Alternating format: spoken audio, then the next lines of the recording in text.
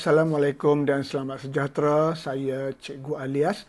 Dalam video kali ini, Cikgu ingin kongsikan dengan para pelajar tentang frasa pemula dalam ayat penegasan bagi perenggan isi. Kita sedia maklum, bila kita menulis perenggan isi, ayat terakhir kita akan tutupkan isi kita dengan ayat penegasan. Namun Cikgu biasa jumpa pelajar menulis perenggan isi dengan ayat penegasan yang bermula dengan frasa yang sama, iaitu sudah terang lagi bersuluh.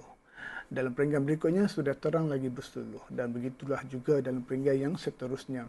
Jadi apa kata kita pelbagaikan frasa pemula bagi ayat penegasan? Kita bimbang dia akan menjejas peluang kita untuk mendapat markah yang cemerlang bagi karangan kita.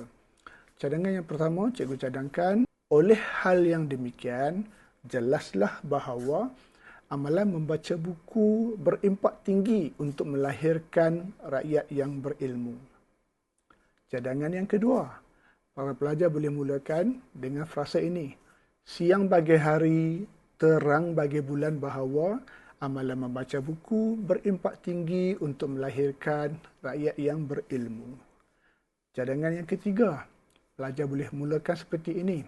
Oleh itu, tak tumbuh, tak melata, tak sungguh orang tak kata bahawa amalan membaca buku berimpak tinggi untuk melahirkan rakyat yang berilmu. Cadangan yang keempat, sudah terang lagi bersuluh bahawa amalan membaca buku berimpak tinggi untuk melahirkan rakyat yang berilmu. Semoga perkongsian ini akan membawa manfaat kepada para pelajar untuk menghasilkan karangan yang mendapat markah cemerlang. Terima kasih. Kita jumpa lagi dalam video yang akan datang.